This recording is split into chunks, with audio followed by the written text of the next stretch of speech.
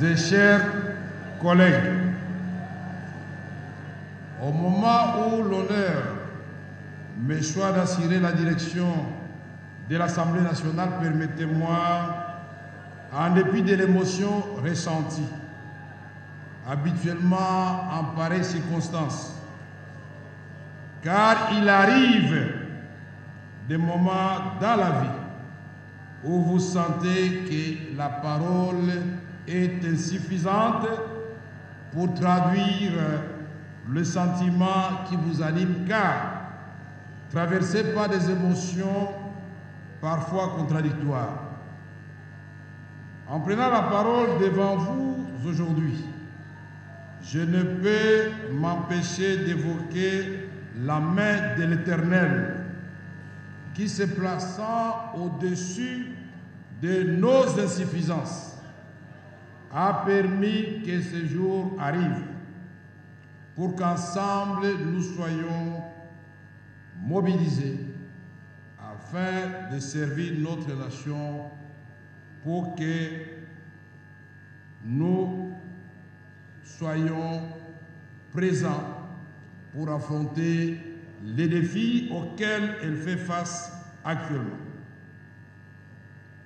Mes remerciements s'adressent à Dieu, notre Seigneur et notre Créateur, au président de la République, chef de l'État, commandant suprême des forces armées de la République démocratique du Congo, à qui notre peuple a renouvelé sa confiance et à qui encore je rends mes hommages les plus déférents.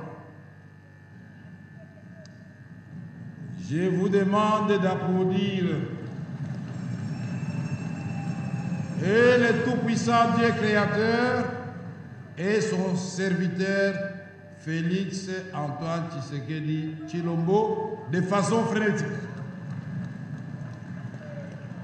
Je voudrais aussi remercier le peuple congolais et vous, mes chers collègues députés, qui viennent de me charger de conduire notre destinée parlementaire à bon port. Cet événement intervient au moment où les ennemis de la démocratie ont agi de manière criminelle contre notre État, sémant à l'Est et maintenant à l'Ouest un fleuve de sang dans une aventure de prédation qui n'a que trop duré et à laquelle nous sommes déterminés de mettre fin. Dernièrement encore, nous déplorons l'incursion d'un commando non notamment identifié lourdement armé qui a tenté en vain de déstabiliser les institutions de la République et dont ma famille et moi-même avons été victimes, et nous avons eu la vie sauve grâce à la miséricorde divine.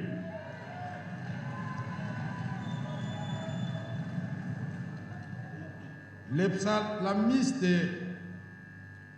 le dit bien: celui qui demeure sous l'abri du Très-Haut repose à l'ombre du Tout-Puissant.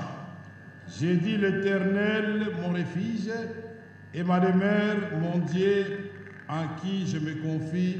Psaume 91. Et je vous recommande aussi le psaume 23. J'ai conscience que le moment n'est pas approprié pour évoquer cette question capitale de l'insécurité à l'Est, aggravée dans cette partie, et à l'Ouest, qui sera au cœur de nos préoccupations quotidiennes pendant cette législature qui commence sous le signe d'une grande espérance.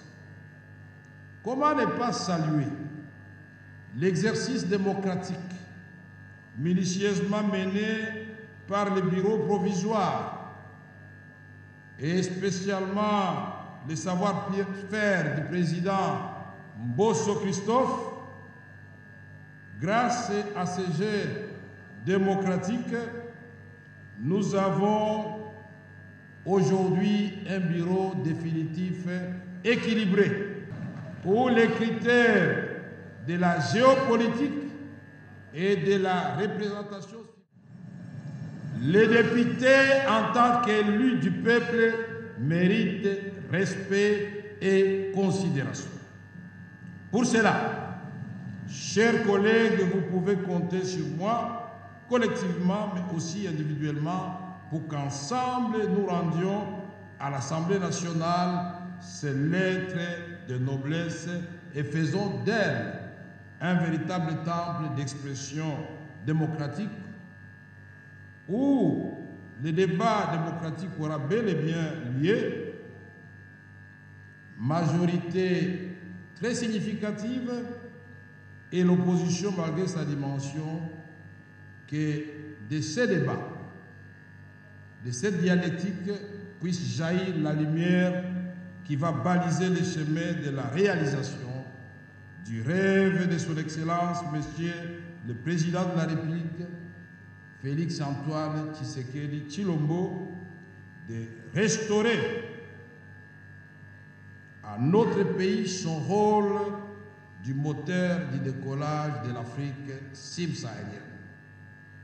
Honorables députés, chers collègues, nous allons ensemble, dans l'union des intelligences, transformer ce qui apparaît actuellement comme une malédiction de nos ressources naturelles en un véritable atout qui va placer la RDC, la République démocratique du Congo, au cœur de la transition énergétique à laquelle l'humanité est contrainte suite aux effets néfastes du changement climatique. Et dans cette vision, la RDC sera non seulement pourvoir de la paix et du développement pour ses voisins, mais pour l'ensemble de l'Afrique subsaharienne. C'est ce Congo-là, rêve de Kimbangu et de Lumumba, que le président Félix Antoine Tshisekedi Tshilombo veut concrétiser sous forme d'héritage aux générations futures. Honorables députés, que cette législature soit celle de stabilité institutionnelle, qu'elle soit celle de réformes pertinentes et courageuses, qu'elle soit celle de la compétence dans le contrôle parlementaire, mais aussi celle de l'équité et de la justice. Nous ne pouvons y parvenir qu'en travaillant en équipe et dans la discipline, en respectant l'heure de travail, en ayant une régularité dans le contrôle parlementaire et dans la production législative.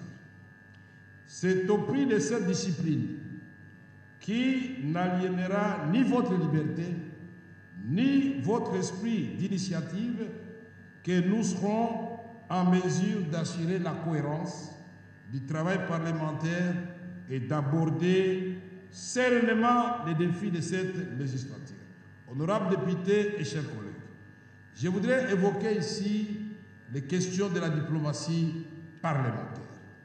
Les honorables députés devront s'impliquer non seulement dans les questions de coopération régionale et internationale, mais également des questions qui concernent le retour de la paix à l'est de notre pays.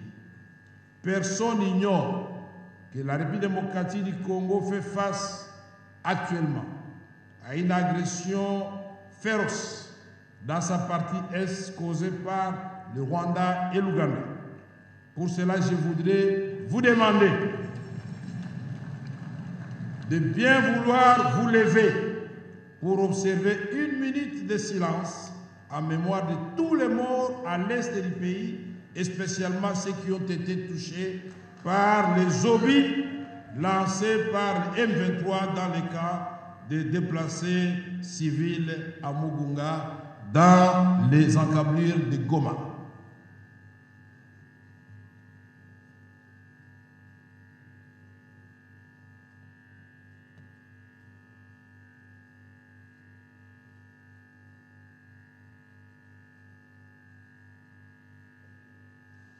Je vous remercie. Honorables députés et chers collègues, la paix est possible. Pour le gouvernement congolais, la recherche de la paix ne souffre d'aucun doute. La guerre nous est imposée. L'urgence de restaurer la paix et la sécurité et de stopper définitivement cette guerre injuste que nous subissons ainsi que toutes les atrocités qui s'ensuivent s'imposent. Plus elle dure, plus elle cause des dégâts humains et matériels chez nous. N'oublions pas que la guerre se déroule sur le territoire congolais. Honorables députés et chers collègues,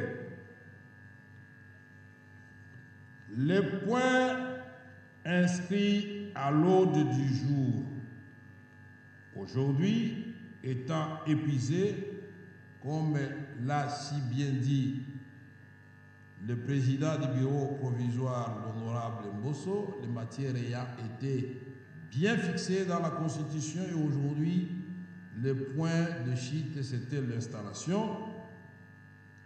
La séance est donc levée tout en vous souhaitant bonne fête pour ceux qui vont fêter, mais moi je voudrais vous souhaiter une bonne méditation car la responsabilité qui est la nôtre est énorme.